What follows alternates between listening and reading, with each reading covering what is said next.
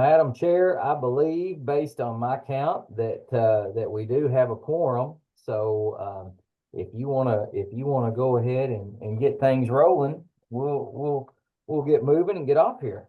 All right, sounds great. Well, good afternoon, everyone. I would like to call this October 14th, 2024 Penny Royal Area Development District Board of Directors meeting to order. And at this time, if you all would please stand, we are going to say the pledge, and then immediately following, Judge McGee from Muhlenberg County will say our invocation. I pledge allegiance to the flag of the United States of America and to the republic for which it stands, one nation, under God, indivisible, with liberty and justice for all. Our Heavenly Father, Lord, we thank you for another opportunity, Lord, to assemble together. We thank you, Lord, for this group. We pray, Father, that you'd bless each one here and who they represent, Lord, in our area. We pray, Father, that you would bless us with your greatest blessings. Father, we do pray that you'd bless those that have been through storms, Lord, and are trying to recover from that. We pray for your richest blessings upon them and the help that they need. Dear God, be with us as we go on through this meeting. We pray, Father, that everything be done according to your will. Guide and direct us in every way and get honor and glory from us. For it's in Christ's name we ask. Amen. Okay, first order of business is approval of minutes. Those are in the packet and were previously emailed out. We get Motion to approve. Second. All right. All in favor? Aye. Any opposed? All right. Motion carries. Next, we will have our financial report by Mayor Kevin Cotton. All right. Thank you, Madam Chair. We have, if you notice, if you looked at the financials, the only area that was over a little bit was in the board travel, and that's because of some prepayments that were made for the NATO trip. And but we should be at 25%. We're currently at 19.85%, so still tracking well under budget.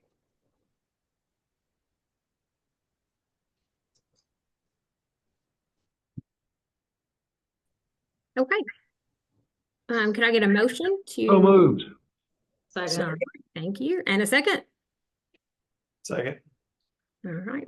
All in favor? Aye. Any opposed? Okay, motion carries. All right, moving on to our federal and state reports. I don't want to miss anybody, but I know I've seen Morgan Alvey with Senator Mitch McConnell's office. Good afternoon, everyone. Thanks for having me. I don't have much to report. Congress is in recess. They passed a continuing resolution before they left that runs government funding through December 20th. So there will be several outstanding items to tackle once they return after the election. But in the meantime, if I can be of assistance, don't hesitate to reach out. If anyone is applying for any competitive federal grants, don't hesitate to let me know. I'd be happy to take a look at those and see if we can provide a support letter from our DC office. So thank you again. Hey, Morgan, if I may just ask a quick question, and I know don't expect you to have an answer. If you could just put maybe on your questions to ask at your all's next staff meeting. Just we're trying to track the reauthorization of the workforce programs as well as the reauthorization of the Older Americans Act.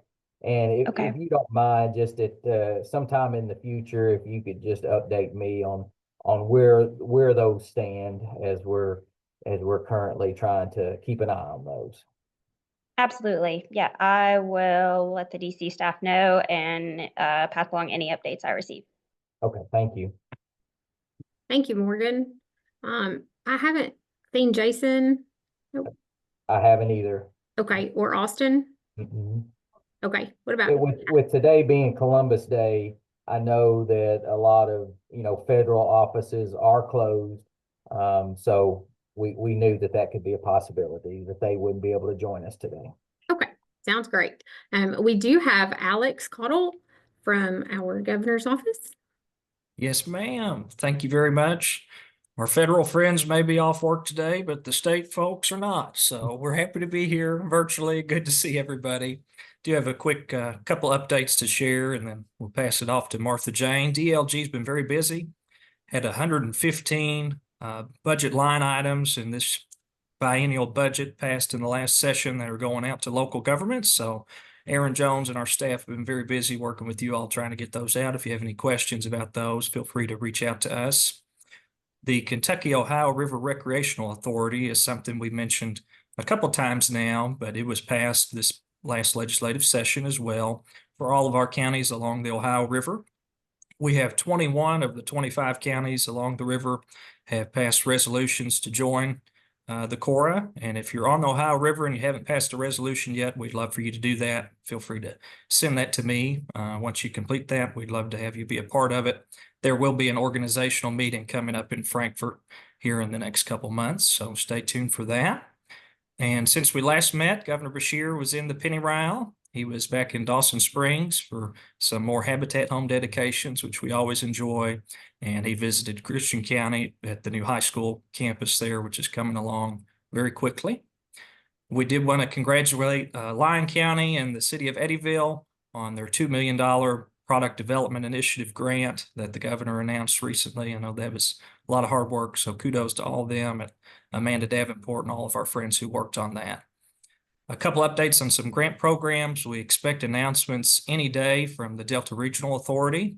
So if you do have a DRA grant pending, stay tuned. Those announcements should be coming any day now. And community development block grant applications are being reviewed by DLG staff currently. They may be reaching out to you or any of your grant writers if they have questions about those.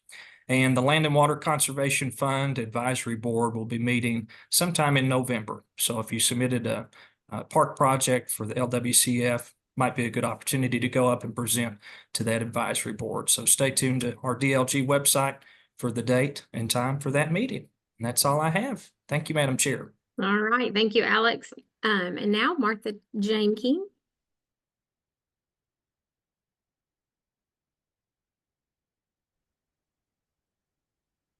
You guys got me? Hello? You're on. Yeah. Thank you, Madam Chair, and good afternoon. I'll speak to Todd and Muhlenberg County today, as those are the two counties I have in the Penny Ryle Area Development District. There have been a lot of conversations in the past month regarding infrastructure and development of Paradise Park. And just recently, we had a meeting with Ray Hagerman, who's the Muhlenberg Economic Growth Alliance Executive Director, and Judge McGee regarding those updates. And I'm happy to report that progress has been made with the Economic Development Cabinet and that group as far as pushing forward. One thing they're working on for sure is getting the gas line put in, and they do have businesses in the hopper to bring to the park. So good news for Muhlenberg County. Regarding Todd County, there's one thing that we're continuing to look at, which is the widening of Highway 79, which is very important between the recycling plant in Guthrie and Logan Aluminum. And I don't have any progress to report on that, but I will end there. And thank you, Alex, for being very thorough as always. And that's all I have. Thank you. All right. Thank you, Martha Jane. Okay. Moving Madam on Chair, to our. Madam Oh, Chair, I yes, did sir. see, and I don't know if he wants to have a report, but Doug Taylor from Transportation Cabinet. Doug, I don't know if you have anything to report on, but wanted to give you the floor if you wanted it. Well, thank you very much, Jason, Madam Chair. Appreciate that also. Nothing specific to speak about right now. I think everyone's aware of the programs that we've got, and there's a deadline tomorrow for one specific one. I think you're all aware of. That's that County Priority Projects program that the legislature enacted from last year and during the session last year. If you've been in communication with Commissioner Lewis on that, I'm sure those are being taken care of. Beyond that, standard programs are happening. The flex program agreements are going out. The operations within local rural roads and municipal aid, standard operation as always. And got any questions about those programs? Most of you have my number. Give me a call. If not, we'll make it available to you. Thank you. Anybody else? Okay, we will move on to our staff reports. And first we have Miss Amy Frobe with Community and Economic Development. Good afternoon, everyone. I just have a couple of funding opportunities that I want to make you all aware of. This information, some of it is in the packet and some of it is in the newsletter as well. The first is the KPDI program. Alex mentioned Lyon County's recent award, but the 2024 application period just opened up a couple of weeks ago. This is a state funding opportunity for local governments and economic development authorities to enhance industrial sites or construct spec buildings and projects of that nature in your communities. The General Assembly this last session allocated $70 million for that program to be split $35 million across 2 fiscal years. So there's $35 million available under the current application period. The maximum application per county is $2 million. This program, the match for the new program, the 2024 program, did change from the last round that we had. And it varies between 10 and 20% based on your population. So if you have a specific question in regard to what that match is for your particular county, just reach out and I can let you know what that is. Counties can also pool their resources. That $2 million per county can be pooled together to do regional projects as well. Again, eligible uses under this program can include due diligence studies, property acquisition, infrastructure extensions or upgrades, site prep work, building construction, and road improvements. As far as deadlines, you must submit a letter of intent with an application fee for this program. That letter of intent is due by October the 25th, with the full application being due on November the 20th. The second program I want to bring to your all's attention is the Homeland Security Cybersecurity Grant. These are federal funds that have been allocated to the state for local governments or their infrastructure and utility bodies to apply for cybersecurity, cyberspace enhancements, or critical infrastructure protection. There's a little over $5.4 million available this year in this fund with no maximum or minimum limitations on those applications. For this year, there is a 30% match requirement for this reimbursement grant program. That match can be in the form of cash or in kind from a third party. For instance, if you have a contractor that you're outsourcing cybersecurity services through, they can provide some of that match on your behalf. Eligible uses for the cybersecurity program include drafting policies, procedures, or cyber incident response plans, hiring an IT or cybersecurity employee, and that can be both an in-house employee or a third-party contractor, conducting internal and external cybersecurity vulnerability assessments, replacing equipment, including equipment and software, implementing best practices, purchasing backups, multi-factor authentication, and then social engineering awareness and prevention training for your employees. These applications are due by November the 3rd, so we've still got a few weeks before those are due. And if you have an interest in any of either of those programs, you can reach out to our staff. I did see in the chat, I think I saw something from Amanda. Yeah, Amanda's happy to answer questions about the KPDI program as well. Amanda Davenport over with the Eddyville Riverport. Also in your packet is the intergovernmental review report for the last month. We did have 3 projects that were submitted to the clearinghouse for comment. Those have been reviewed, but if anyone has additional comments or comments that you want to provide on any of those projects, let us know and we'll get those submitted on your behalf. And just another little note, we talked a little bit last month about our award from the Economic Development Administration for a disaster resiliency coordinator and some other activities within the region.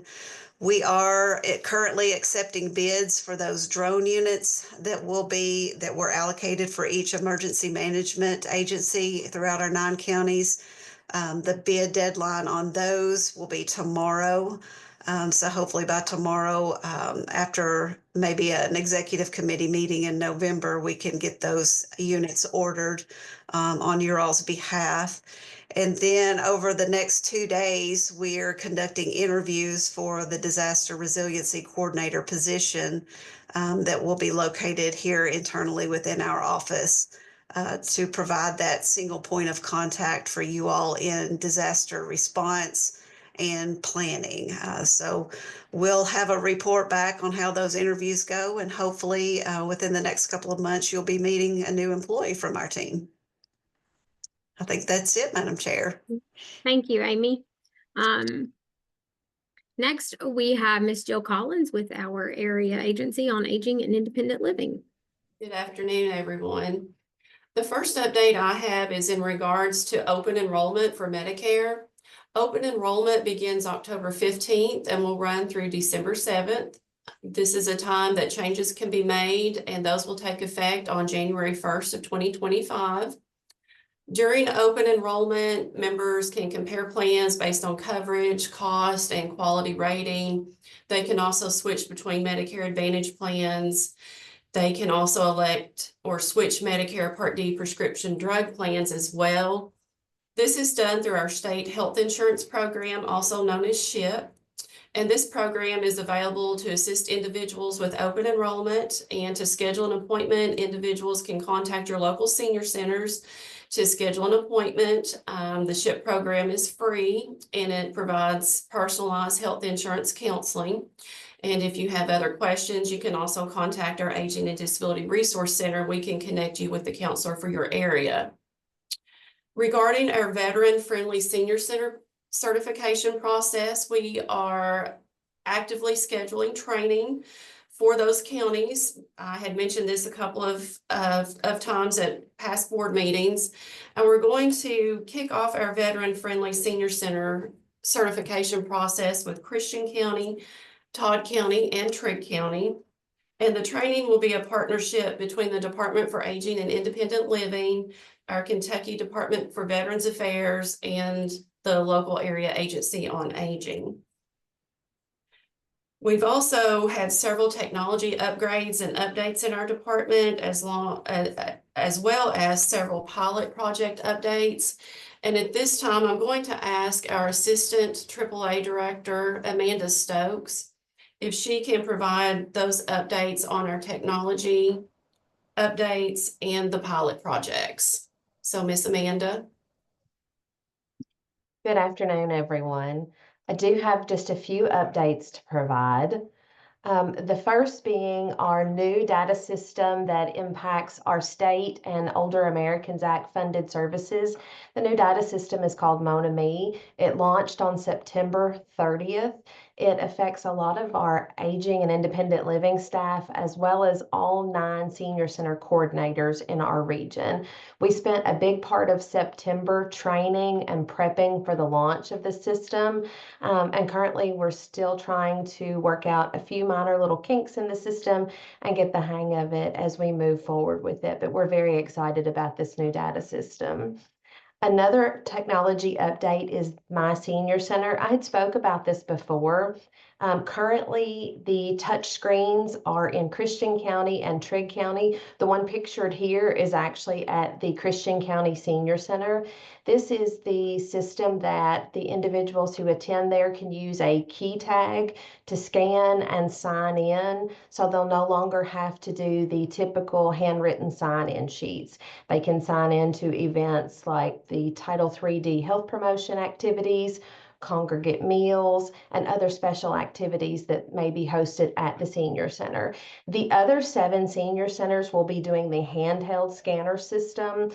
We had already anticipated launching that in the other 7 senior centers, but due to the timing of the MonaMe launch, that is slightly postponed. So we're hoping to do training and get that launched before too long in all the other 7 senior centers. So far, the feedback that we're hearing hearing from the seniors is they were a little apprehensive at first, but they are really enjoying the use of that new technology through My Senior Center. The final technology update is regarding Therap. It is a system that will be used for home and community-based waiver with their participant-directed staff. It captures visit data, including a GPS location and time in and time out for those individuals. It was originally scheduled to have already launched, but that launch has been delayed to January of 2025. And it's anticipated that in December, our staff will gain access to that system and can go ahead and start piloting it and doing training on that for those employees in preparation for that January launch. Next slide, please, Melissa. And also pilot updates with our projects. So the first one is our out-of-county transportation pilot. This was a pilot that was offered from February of 2023 through September 30th of 2024. It originally impacted Crittenden and Livingston, but was later expanded to Lyon County and Todd County. It provided medical transportation for individuals needing that medical treatment outside of the county that they reside in. During that time frame, 61 people in those 4 counties were served, and we were proud to have provided over 15,600 miles of that medical transportation to those individuals. Now, that pilot project did end on September 30th due to ARPA funding timeframes. And the last update I have is regarding the National Foundation to End Senior Hunger Serve Well Food Waste Project. 2 of our counties have already previously participated in that. That was Christian County and Livingston County. Currently, Trigg County is participating in that. And that pilot project involves weighing out pan waste and plate waste from the meals served at the Trigg County Senior Center. Those weights are captured and submitted, and they do data analysis with those to focus on what we could do to better include and promote client nutrition, how to address waste, and how to be more efficient with the services that we do offer. Currently, again, that's still going on in Trigg County. Once that's completed, the data will be analyzed and provided that's specific to that senior center. And those are all the updates I have. Thank you.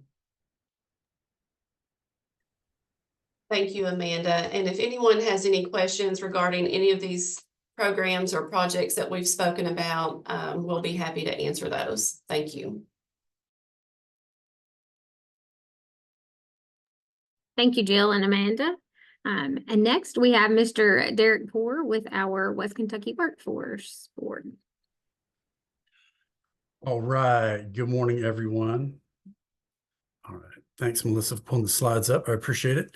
All right. So real quick update, talking about a few things we have going on, some things have been going on at Fort Campbell recently, and then how can we support our transitioning military through their transition.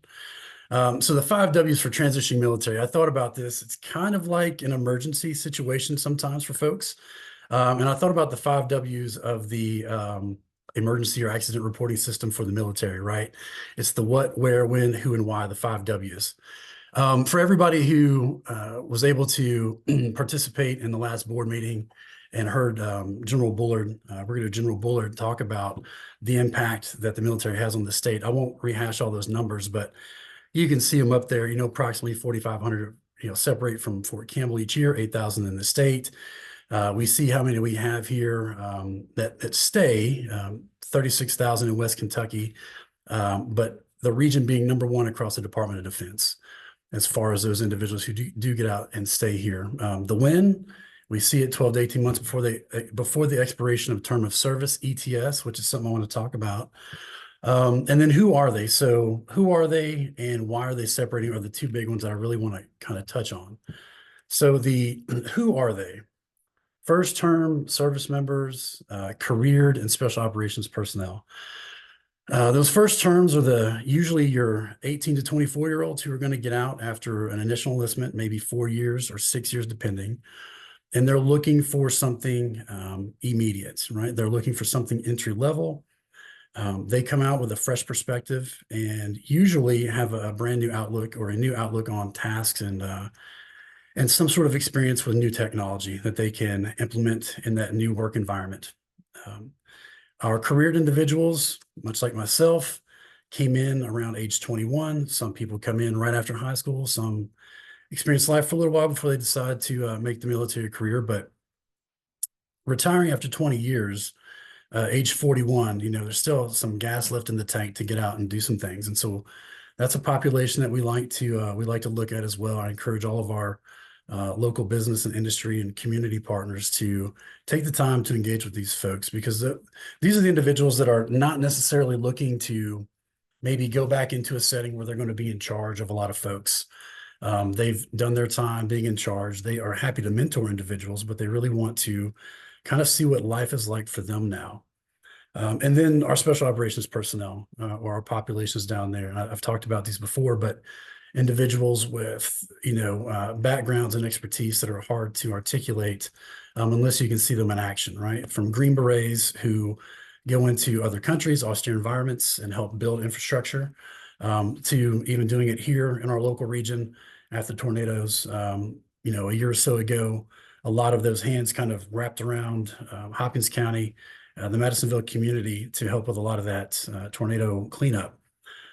So I say that to say, these are the kind of folks that we want to focus on, that really make an effort to connect with. And I got to meet some of these individuals at our recent jumbo job fair at Fort Campbell. It was a 2-day event. I think we had around 350, maybe close to 400 people come through the doors. I haven't seen an exact number yet. But I met people like a gentleman who's recently retired warrant officer, meaning he's a technical expert in his career field. And we were talking for about 2 or 3 minutes before we realized that we actually worked together previously. But he talked about his logistics experience. He talked about his capability to do this, that. And I said, you know what, we need to walk you over and introduce you to somebody. So we walked him right over and connected him with the friends at Toyota Bashuku. Along with that, about 20 minutes later, I met a military spouse who has a master's degree in international relations. And so, there's a lot of talent at these job fairs, a lot of talent that our military service members and our military spouses possess. And sometimes we really don't know what they have unless we can get out there and meet these folks where they're at. So it's important to come to Fort Campbell. It's important to attend these job fairs. It's important to make these connections when and where we can, so we can help them through that transition process. So the why are they transitioning? Somebody asked me this question at the job fair the other day, said, what does a med board mean? Somebody said they were going through a med board, and somebody else said they were going through a chapter. What does that mean? So ETS and retirement, pretty easy. Expiration term of service, that means, hey, I've signed up, I've enlisted for 4 years or 6 years. My time is done, I'm ETSing, I'm getting out. Retiring, we know what that is. Med board situation, you might hear people say, I'm going through a med board. It's a medical evaluation board. It means that the service member has a condition that is unlikely to improve within a year that will allow them to go back to traditional work or duty. So it's a medical evaluation board. 2 to 3 different doctors go through this process with them, where they look through their records, look through their files, and see what they can do. Can they return to duty? Do they need to be retrained in something else? The process on average is 2 to 3 months. It can be longer and it can be shorter. And so a lot of times I will encounter an individual who says, I should be getting out at this time, but I'm going through a med board, so I really don't know. And so that's when, that kind of red flag goes up. It's that emergency situation.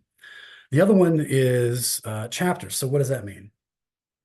So a chapter is a situation where a service member is being separated involuntarily. A lot of times we hear chapter and we think it's something bad. It just means that they're being involuntarily separated, right? So it could be for things like misconduct.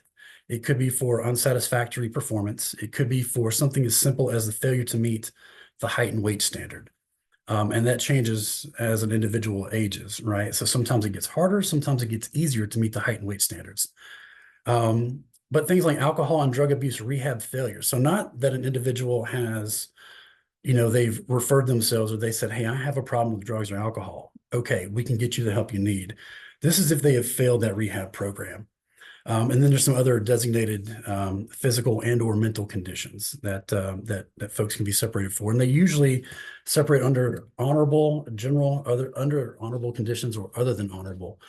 So honorable and general under honorable conditions are fine. Other than honorable conditions can really kind of cause a problem for an individual, what kind of benefits they expect to have access to when they do separate. And that makes it more challenging. So anytime I talk with a service member who's going through a chapter process, I try to encourage them to open up as much as they can and like, what do we need to do to meet you where you're at to get you onto the track to success? So, Melissa, will you advance the slide, please? Thank you very much. So I want to talk about some employment opportunities and internship experiences that have been going on recently.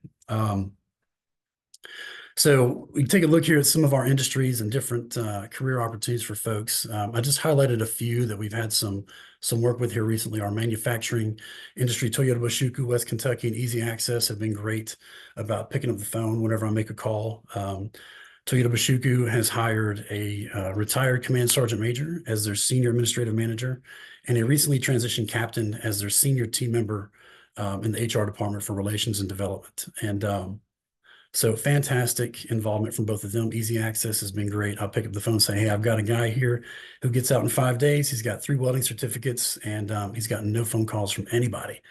Hey, let's set him up with an interview and off we go. Healthcare. We had an individual recently. I was called by one of our friends at the Career Skills office.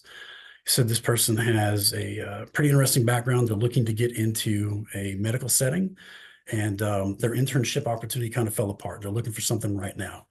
So same thing, kind of, reached out to everybody through my network and found out that our friends out in the Purchase area actually had some interest in speaking with them, as well as our friends at Jenny Stewart Health in Livingston County Hospital. He ended up accepting a internship with the Jenny Stewart Health emergency department last week. So he's very excited about that.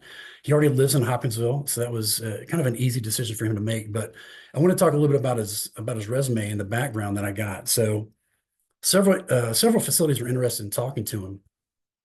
What was interesting about his resume was it reflected a Bachelor of Science in Nursing, and he had also served as a Vice President of Operations at a neuro rehabilitative center in Sacramento, California.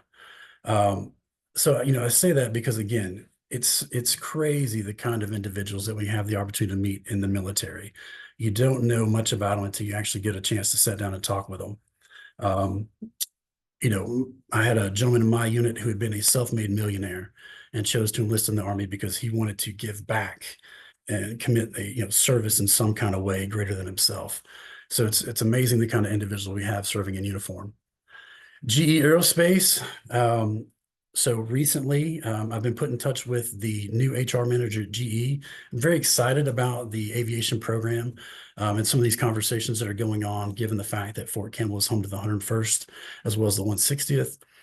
GE Aerospace had previously talked about setting up a internal leader development program / internship where they would host 1 to 2 individuals over the course of a year and kind of run them through GE's internal leader development program, as well as add some things. They were looking for those individuals coming out of Fort Campbell to step into supervisory roles. They said the best success we've had have been with individuals coming out of Fort Campbell, and we want to maintain that relationship so we can create a pipeline. That's what we'd like to do. So we had those conversations about 1.5 years ago, and then personnel changes kind of affected that.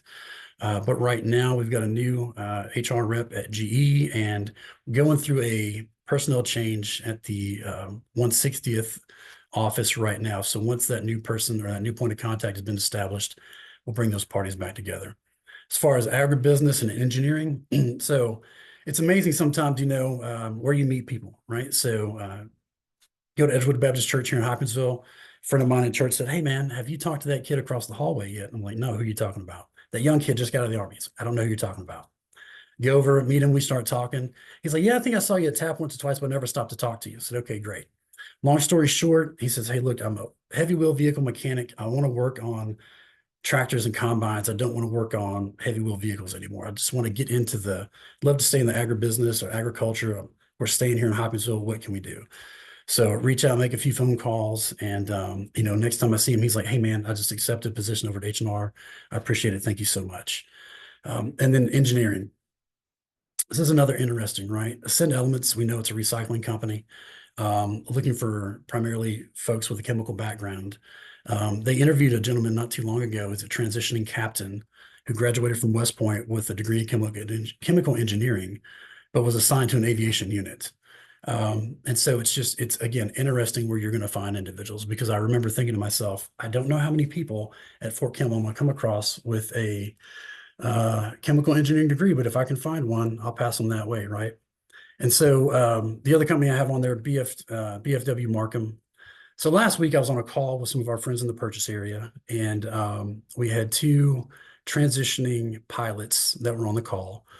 Shortly after that discussion, they both received a phone call from folks at BFW, and had some conversations and some other connections made to assist them with their transition and post-retirement transition as well.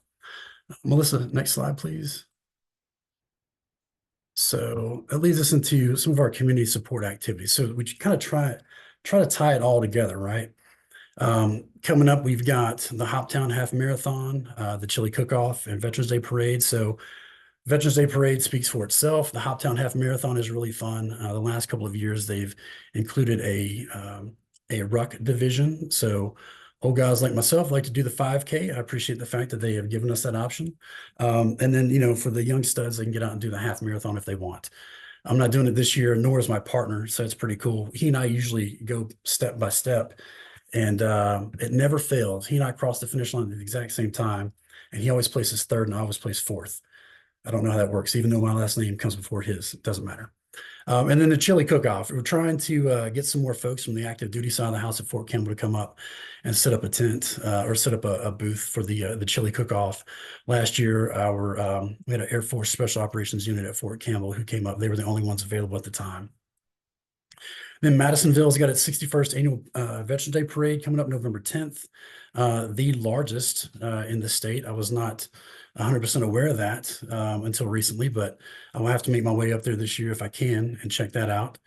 Talking about a few other things and ways to engage with your military community. So after the last meeting, Mayor Sewell approached me and told me that she had a young couple that had moved to the area or that she had connected with and was really trying to help them get plugged in. So it's these little connections that can be made from a personal perspective. It's really about developing connections and relationships with individuals. There's a lot of transactional stuff that goes on at Fort Campbell, that goes on at job fairs, it goes on everywhere, right?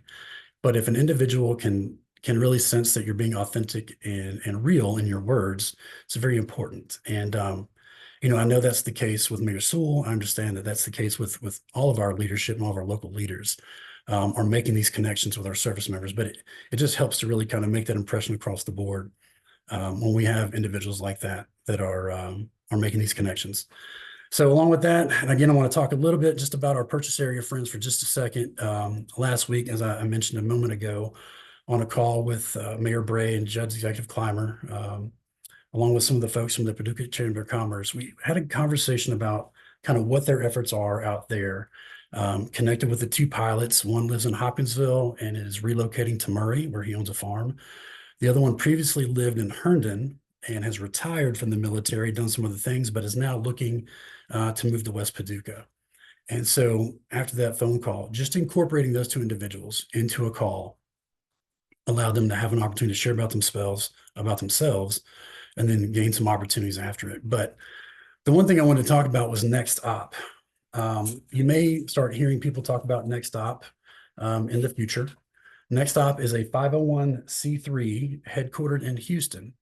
Then they are charged with working one-on-one with enlisted service members and those retiring or veterans to help them translate their military experience into value qualifications in the business community.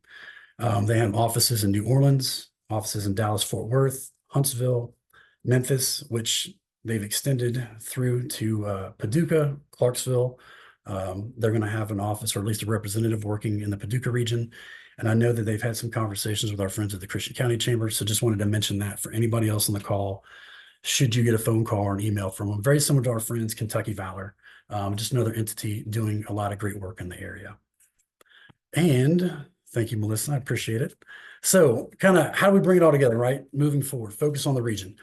Thinking about focusing on the region, it kind of takes me back a couple of months ago where our friends from KET were here and we had our evening discussion at the Alhambra about, regionalism was a topic, but kind of the focus was here on Christian County. Taking a personal approach. You heard me talk about that a moment ago. So one of the first people I think of when I think about taking a personal approach is Mayor Cotton. I've been to Madisonville a few times, and he's been to Fort Campbell a few times, and each time it's amazing to see the hands-on approach he takes, whether it's throwing a bunch of soldiers in his car, driving them around town, getting them to where they need to be, thinking we might have to send out a search party. But he came down to one of the 2-day job fairs, and a few days later, escorted a lieutenant colonel through like a 5-hour day in the life of, is the way it was conveyed to me. So it just, again, speaks to the intent, and I really appreciate that. Coordinating efforts, expanding our existing relationships are things that we are doing, but how can we do it collectively with one another? One of the events I want to talk about that's been beneficial to us, but also had questions about, is something called the manufacturing seminar.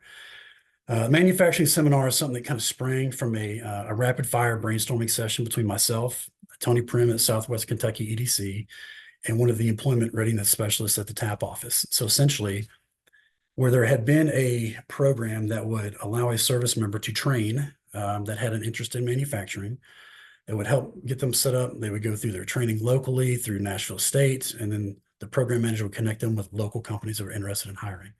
That program went away. A lot of you have heard me talk about that before. This was the stopgap. This is how we continue to see people come into our community. This is how we get more soldiers from Fort Campbell to come see what manufacturing is like in 2024. What is it like today? It's not what I thought it was going to be.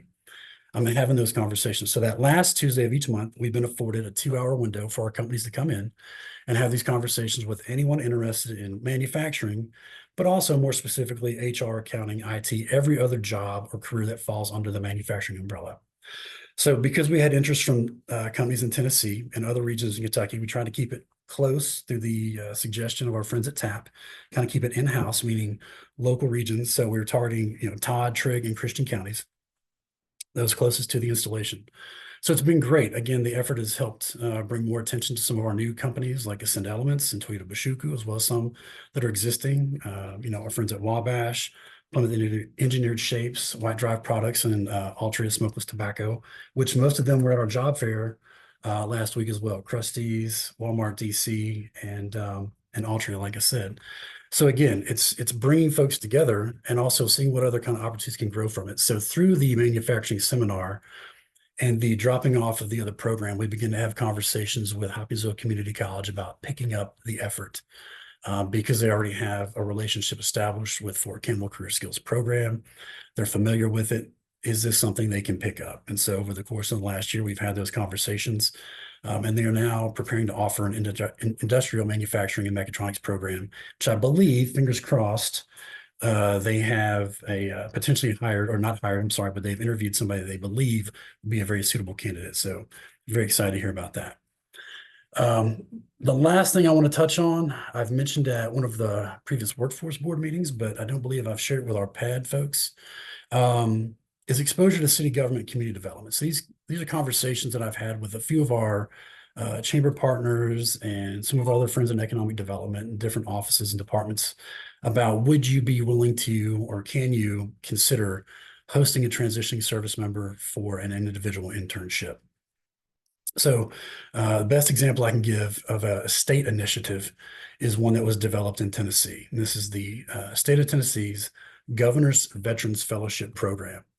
The program screens candidates from Fort Campbell looking for those with an interest and potential to excel in state government. Over the course of 6 months, the candidates visit each department and familiarize themselves with the staff members and projects to see if one is more appealing than the other. It's kind of like that speed dating process. The current director of military and veteran initiatives for the state is an old friend of mine, old coworker, and he's presented the program to a few other groups, to include our friends at the Kentucky Chamber Foundation, and has offered to share it with anyone interested in knowing more. So he said, Tennessee may have been the first state to do this. We do not want to be the last state. We are more than happy to help share this story with anybody. So, and again, thinking of it more as a scaled down version of what they were doing at a state level. So I know I've had conversation with the Christian County Chamber about hosting a transitioning counterintelligence non-commissioned officer from 5th Special Forces Group, and they are very interested in having those conversations. So if you would like to talk about that or have a question about how you can get plugged in with that, I would love to sit down and have the conversation with you as well. Melissa has advanced my slide, so that is my time. Madam Chair, pending any questions, I will turn it back over to you. Thank you. Thank you, Derek. Next, with our new business, for our monthly code of ethics report, we have no report, which is always good. And so next we have Jason Vincent, our director's report. That is always a good report. Always a good report. Not have that code of ethics report. Well, thank you, Madam Chair, and thank you again for everyone joining us virtually today. I know I was talking about it before. Several of you had logged on, but I appreciate you being flexible with us. I know this is not the way we like to conduct meetings, but due to the fact we've got some work going on here at our office as far as with our boardroom and outside with our parking lot, it just made it easier to go virtually this month. But it is nice to have that option to do that in these situations. I did want to give just a quick update. Last month, I had mentioned to you all that Hannah Resource Group out of Lexington was going to be conducting an HR assessment of our organization, basically reviewing all of our policies and procedures and anything that really pertains to human resource management. That process has started. They were in the office a couple of weeks ago. Spent time with Alicia and myself going over, again, those policies and procedures. Actually spent most of the morning with us. And then during the afternoon, they conducted a couple of focus group meetings with our staff and our management team. So we do look forward to continuing our discussions with them and then eventually hearing their recommendations on how we proceed with our work as it surrounds with human resources. As I told our staff this morning, our goal here is to make sure that we're providing the best environment possible for our staff so that we can be as effective and as efficient as we can be. So again, look forward to hearing that report and seeing that report very soon. Also today, wanted to give just a brief update on home delivered meals. Melissa, if you could pull that slide up. You hear us talk a lot about meals, both in the senior center and home delivered. We're currently serving more meals than I guess we probably ever have. If you remember back to COVID days when the governor said that anyone over the age of 60 that wanted or needed a meal could get one. And between our staff and PACS, you know, I'm proud we have accomplished this. And you see on this slide that we currently have 592 meal clients. And if you average that out over the year and 5 meals a week times 52 weeks, that's 154,000 meals each year that are being provided throughout our region to our seniors. So again, we are very, very proud of that number, and I appreciate everything that our staff has done to accomplish that, and I appreciate what our partnership with PACS has led to on that as well. However, and over the past several years, there has been funding shortfalls in the meal program. However, Dale has always been able to find the money that's needed to pay for those increased number of meals since really the onset of COVID, as I said earlier. But if you fast forward to the beginning of this fiscal year, I guess the best way to describe it is that Dale, they have hit, I guess, their proverbial fiscal cliff, and with ARPA funds going away, with federal carryovers shrinking, the funding shortfall has really grown to some alarming numbers, as you'll see here on the screen. And of course, for our region, that number has grown to nearly $1.8 million just for this fiscal year. And upon receiving our numbers back at the beginning of the fiscal year, back in July, we immediately, seeing that shortfall, we immediately started taking steps. And the first thing that we did was we quit adding individuals to our quote wait list that we have for meal services. So when seniors from your all's area call into our office wanting to receive those meals, basically what we haven't been doing is adding anyone to those services, and we're keeping a wait list. We had that wait list back basically to zero. We were serving everyone in the region who needed a meal. But as of this morning, and Amanda, you'll have to correct me if I'm wrong, but I think you told me this morning that wait list has grown just in the past couple of months to nearly 250, 260 range. So we see every day folks calling wanting to receive those meals. So again, we stopped adding those. We stopped adding individuals to the meal service, and we've been it's basically in a holding pattern ever since that time. So we're continuing to serve our existing clients, and as we do that, you can see here on the slide that we will exhaust all of our meal funding that we currently have by December of this year. So basically, we've got enough money to make it through half of this fiscal year, which is again, it's amazing to think we're just right around the corner from December here. So we've been working, our staff's been working diligently to develop some contingency plans. Obviously, the last thing we want to do, and I know the last thing you all want to do, is remove seniors from those meal services. And you can see on the slide how many we would need to cut to make it through the year at the current funding level. So again, removing 374 clients is a huge percentage of our current meal clients. Again, that's not what we want to do. So I've given the bad news first, but I'm going to give the good news now. Dale has informed us as of just a couple of weeks ago that through working with the Secretary of the Health and Family Services Cabinet and the feds, that additional funding has been allocated to get us through this fiscal year.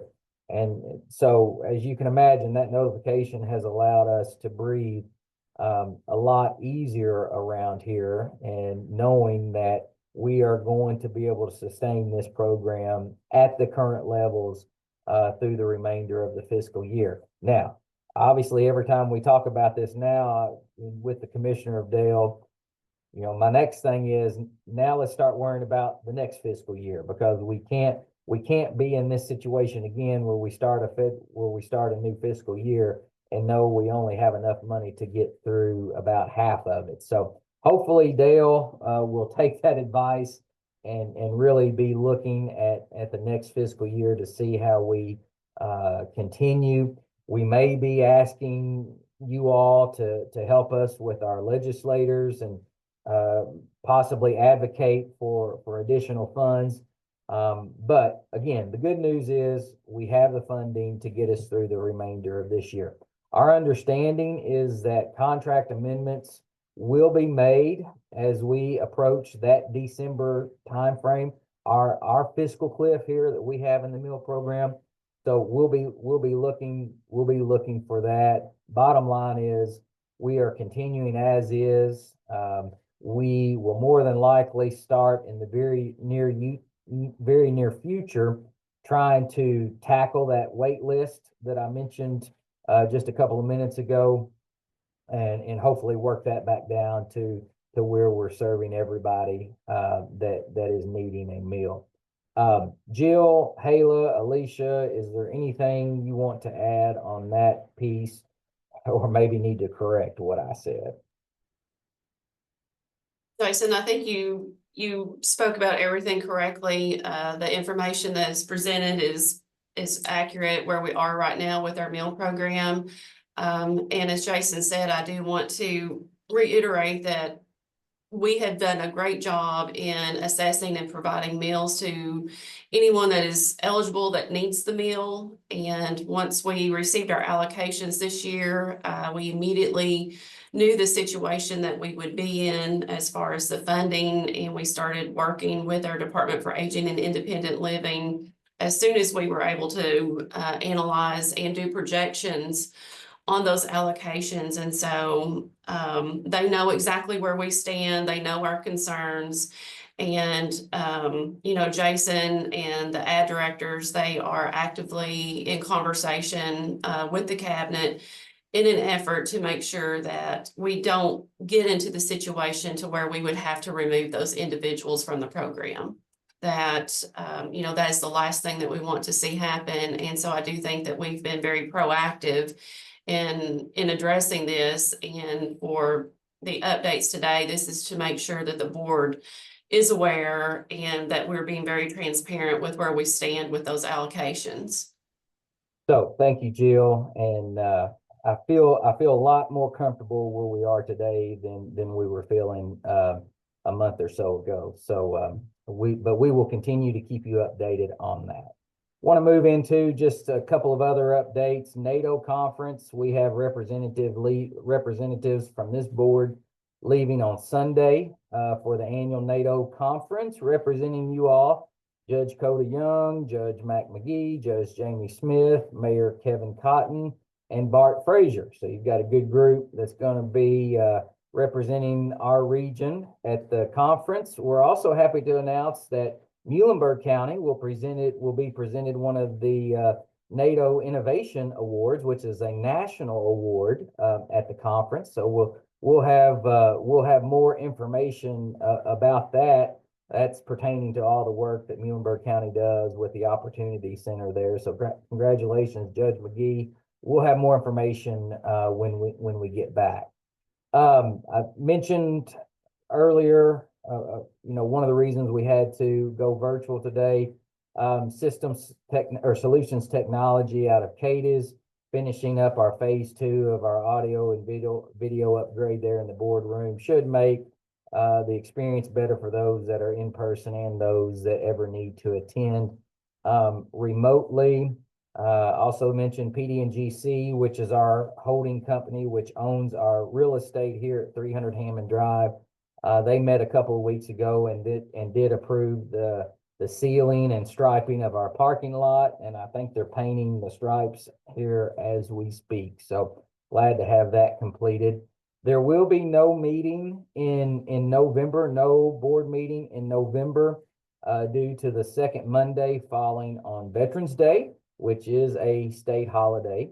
So no meeting in November. Amy had already mentioned this, but we will need to have an executive committee meeting. And we may do that sooner than November, as soon as she has those bids ready to present to you all. We may go ahead and have a quick virtual executive committee to do that maybe before the end of this month. But I'll leave that up to Amy when she has that ready to present. Our December meeting, I've already let our legislators know, but want to let you all know so you can put it on your calendar. Tradition, as with tradition, we will be holding that meeting at Pennyroyal Forest State Park. Our annual Christmas board luncheon, December the 9th. Again, go ahead and get that on your calendar. Again, that will be our normal time to hear from our legislators as well and to hear about the upcoming session and their thoughts and opinions on that. The Kentucky Council of Ad meeting will be part of the KCO conference. Judge Humphreys, Mayor Cotton will be representing the Pennyroyal at that meeting, and that will be at the KCO conference in November. So that's all I have, Madam Chair. I know we're a little bit over time, but wanted to get through those updates. If anybody has any questions, you can ask me now or reach out at any time. Madam Chair. All right. Thank you, Jason. Does anyone else have any other business that needs to be brought before the board? If not, I need a motion and a second to adjourn. Motion to adjourn. Thank you, Mayor Cotton. Second. Thank you. All right, we will see you all in December. Thank you all. Bye-bye. Thanks. Bye.